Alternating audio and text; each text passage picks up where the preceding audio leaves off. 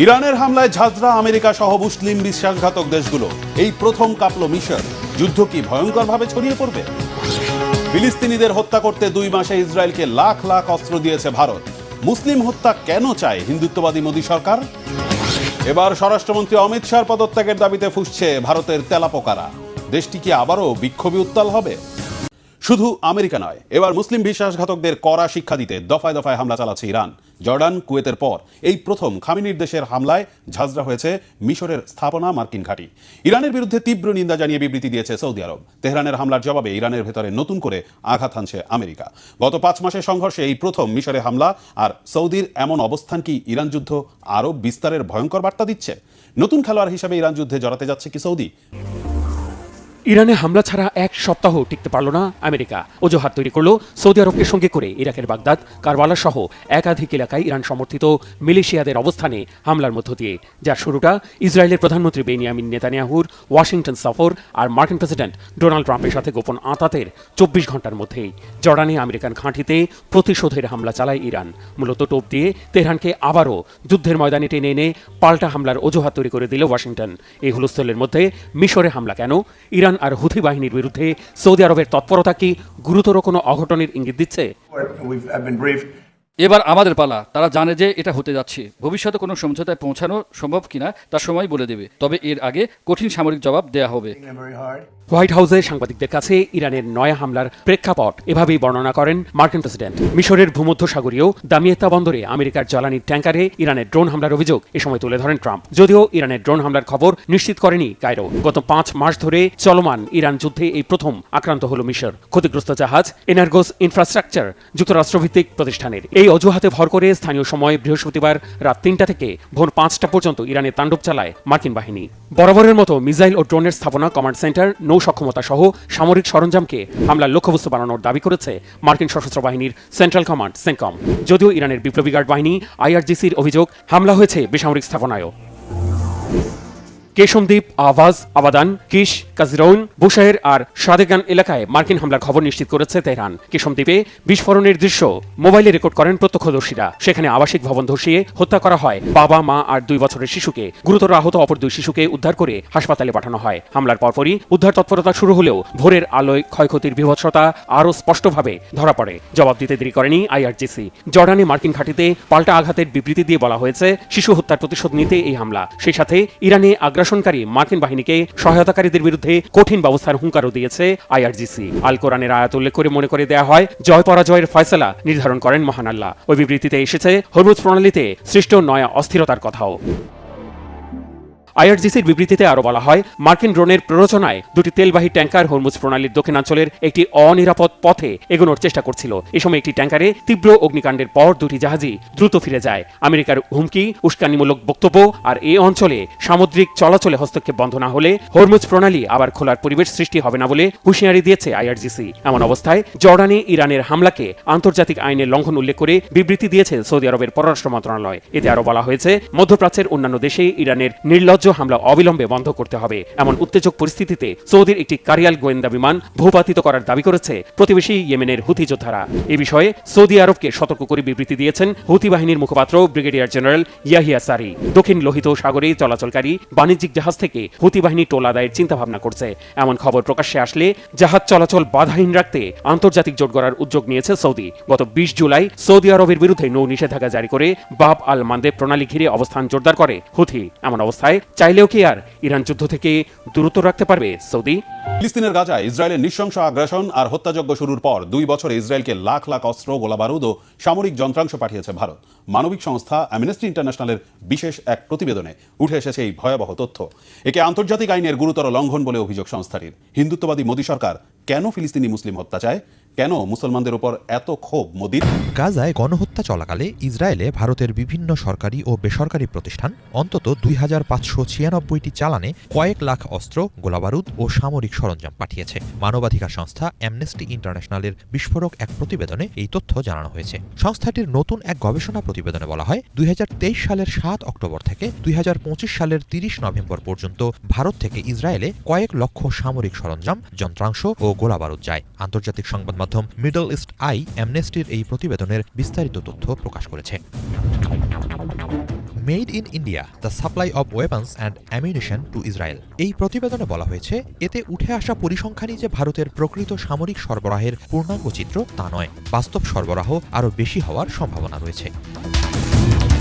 অ্যামনেস্টির তথ্য অনুযায়ী ভারতের পাঠানো সামরিক সরঞ্জামের মধ্যে ছিল প্রায় 5,65,000 বিস্ফোরক অস্ত্রের যন্ত্রাংশ, যার মধ্যে ড্রোনের ওয়ারহেড, কামানের গোলার খোলস সহ নানা উপাদান রয়েছে। এছাড়া সামরিক মানের ছোট অস্ত্রের জন্য 3,90,000-এর বেশি যন্ত্রাংশ এবং ইসরায়েলি প্রতিরক্ষা শিল্পের সঙ্গে যুক্ত প্রতিষ্ঠানের জন্য সাঁজোয়া সামরিক যানের প্রায় 300টি যন্ত্রাংশ সরবরাহ করা হয়। প্রতিবেদনে আরও বলা হয়েছে, 155 মিলিমিটার উচ্চ ক্ষমতা সম্পন্ন বিস্ফোরক কামানের গোলা, মেশিনগানের বিভিন্ন যন্ত্রাংশ এবং স্কাই স্ট্রাইকার কামিকাজে ড্রোনের বিস্ফোরক ওয়ারহেডও এসব চালানের অন্তর্ভুক্ত ছিল। অ্যামনেস্টি আরও জানিয়েছে, ভারতের ওইসব চালানে আরও অনেক সামগ্রী ছিল, সেগুলো সামরিক নাকি বেসামরিক তা নিশ্চিত হওয়া যায়নি, ফলে সেগুলোকে হিসাবের বাইরে রাখা হয়েছে। অনুসন্ধানে এসব চালানের সঙ্গে সংশ্লিষ্ট ভারতের অন্তত 9টি প্রতিষ্ঠানের সম্পৃক্ততার তথ্য মিলেছে। এই প্রতিবেদনের প্রতিক্রিয়ায় অ্যামনেস্টির মহাসচিব অ্যাগনেস ক্যালামার্ট বলেছেন, আন্তর্জাতিক বিচার আদালত আইসিজে গাজায় ফিলিস্তিনিদের বিরুদ্ধে গণহত্যার সম্ভাব্য ঝুঁকির কথা উল্লেখ করে অন্তর্বর্তীকালীন নির্দেশনা জারি করার পরও ভারতীয় কর্তৃপক্ষ এ বিষয়ে কিছুই জানে না, এমনটা দাবির সুযোগ নেই। তার মতে, এমন পরিস্থিতিতেও অস্ত্র বা সামরিক সরঞ্জাম স্থানান্তরের অনুমোদন কিংবা সহায়তা দেওয়া আন্তর্জাতিক আইনের গুরুতর লঙ্ঘনের শামিল।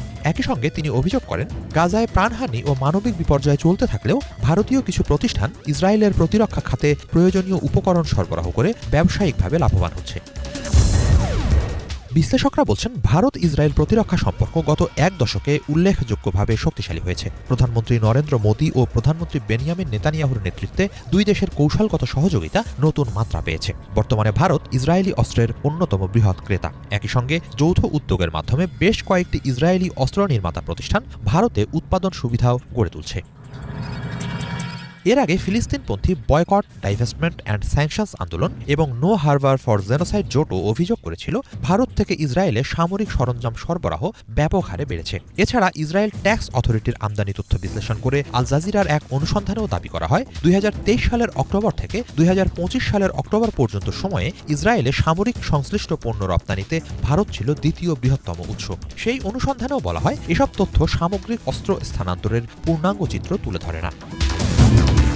কূটনৈতিক ক্ষেত্রেও ইসরায়েলের প্রতি ভারতের অবস্থান আন্তর্জাতিক অঙ্গনে আলোচিত। দক্ষিণ আফ্রিকার দায়ের করা গণহত্যা সংক্রান্ত মামলায় আন্তর্জাতিক বিচার আদালতে যোগ না দেওয়ার পাশাপাশি ইসরায়েলের ওপর অস্ত্র নিষেধাজ্ঞা আরোপের আহ্বানও নাকচ করেছে নয়াদিল্লি। দাবানলের আগুনে ছাই হয়ে যাচ্ছে আস্ত ইউরোপ। ফ্রান্স ও স্পেনের বিশাল অঞ্চল জুড়ে জ্বলতে থাকা আগুন এখন আর কেবল সাধারণ কোনো ঘটনা নয়, এটি ধারণ করেছে পারমাণবিক বোমার মতো বিধ্বংসী ক্ষমতা। তীব্র উত্তাপে আকাশে তৈরি হচ্ছে বিরল ফায়ারস্টর্ম বা আগুনের মেঘ, যা থেকে সৃষ্টি হচ্ছে নতুন ঝড়, বজ্রপাত। ঘর ছাড়া লাখো মানুষ, নিঃশেষ হচ্ছে বনাঞ্চল। ইউরোপের মেগা ফায়ার কি ধাক্কা দেবে বাংলাদেশকেও?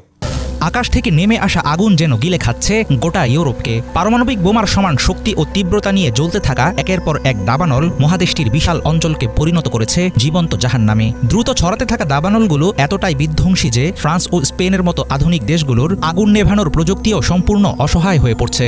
বনের পর বন পুড়িয়ে ফেলতে থাকা অগ্নিকাণ্ডের প্রচণ্ড উত্তাপ থেকে তৈরি হচ্ছে বিরল ফায়ার স্টর্ম বা আগুনের মেঘ। আর এই মেঘ থেকে তৈরি বাতাস, বৃষ্টি ও বজ্রপাত দাবানলকে করে তুলছে আরও ভয়াবহ। হাজার মাইল দূরের দাবানল বাংলাদেশের জন্য বিপদের কারণ মনে হয় না ঠিকই, কিন্তু বিশ্লেষকেরা বলছেন কৌশলগতভাবে অদূর ভবিষ্যতে এর গভীর প্রভাব বাংলাদেশেও পড়বে। ফ্রান্স আর স্পেনের দাবানলের ভয়ঙ্কর পরিস্থিতি এতদিন আমেরিকা বা অস্ট্রেলিয়ায় ঘটতে দেখা গেছে। আবহাওয়া ও ভূতত্ত্ব সংশ্লিষ্ট বিজ্ঞানীরা বলছেন, এরকম ফায়ার ক্লাউড বা পাইরো ক্লাউড ইউরোপের ইতিহাসে বিরল ঘটনা। ফ্রান্সে এই পর্যন্ত পুড়ে ছাই হয়ে গেছে 16 লাখ হেক্টরের বেশি জমি। স্পেনেও একই অবস্থা। দুই দেশ মিলিয়ে ঘরছাড়া হতে হয়েছে প্রায় 3 লাখ মানুষকে। গ্রিসের পরিস্থিতিও খুব একটা ভালো না। ফ্রান্সের প্রেসিডেন্ট স্বীকার করেছেন, দ্বিতীয় বিশ্বযুদ্ধের পর এমন সংকট তারা আর দেখেননি। European centre for medium range weather ফোরকাস্টের বিশেষজ্ঞরা বলছেন, এই আগুন এতই ভয়ঙ্কর যে সে নিজেই বজ্রপাত ও ঝড় তৈরি করছে। দাবানলের ধোঁয়া থেকে সৃষ্ট দূষণে প্রতি বছর বিশ্বজুড়ে 1 লাখেরও বেশি মানুষ মারা যায়। এই সংখ্যা অনেক যুদ্ধের হতাহতের চেয়েও বেশি। আগুনে পোড়া বিশাল বনাঞ্চলের ধোঁয়া ও বিষাক্ত ছাই বাতাসে ভর করে ছড়িয়ে পড়ছে শত শত মাইল দূরে, যা শহরের সুস্থ মানুষকেও নিমেষেই ফুসফুসের মারাত্মক রোগে আক্রান্ত করছে। সবচেয়ে আঁতকে ওঠার মতো তথ্য হলো, এই আগুন কেবল মাটির উপরের গাছপালাই পোড়াচ্ছে না, তীব্র উত্তাপে মাটির গভীরের জৈব পদার্থ জ্বলতে শুরু করেছে। ফ্রান্স, স্পেন ছাড়িয়ে তুরস্কেও এখন নতুন করে আগুন লাগতে শুরু করেছে। এর ফলে পরিষ্কার বোঝা যাচ্ছে দাবানল সংকট দ্রুত ছড়িয়ে পড়ছে গোটা ভূমধ্যসাগরীয় অঞ্চলে।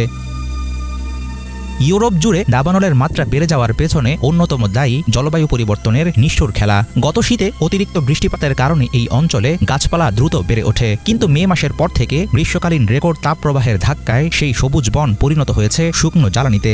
গাছ কাঠ বা জ্বালানি পুড়ে ছাই না হওয়া পর্যন্ত কিংবা টানা বৃষ্টি শুরুর আগ পর্যন্ত প্রকৃতির এমন তাণ্ডব থামানো অসম্ভব। ফলে অতিরিক্ত শুষ্কতার ধাক্কায় দাবানলগুলো চলে গেছে নিয়ন্ত্রণের বাইরে। বিশ্লেষকেরা বলছেন, দাবানলের দীর্ঘমেয়াদী প্রভাবে চিরতরে বদলে যাবে ইউরোপের জীবনযাত্রা। 2008 সাল থেকে 2023 সাল পর্যন্ত ইউরোপীয় ইউনিয়নভুক্ত 27টি দেশে দাবানলের কারণে ঘরবাড়ি হারিয়ে অন্য কোথাও চলে যেতে বাধ্য হয়েছে 4 লাখেরও বেশি মানুষ। এর সাথে যখন ইউক্রেন যুদ্ধ থেকে শুরু করে মধ্যপ্রাচ্যের সংঘাতের কারণে আসা শরণার্থীর স্রোত যোগ হয়, তখন প্রশ্ন ওঠে, ইউরোপ আসলে আর কতদূর টানতে পারবে নিজেদের? পারমাণবিক বোমার মতো তীব্র মেগাফায়ারের বিপদ ডেকে আনছে কি চরম বিপর্যয়?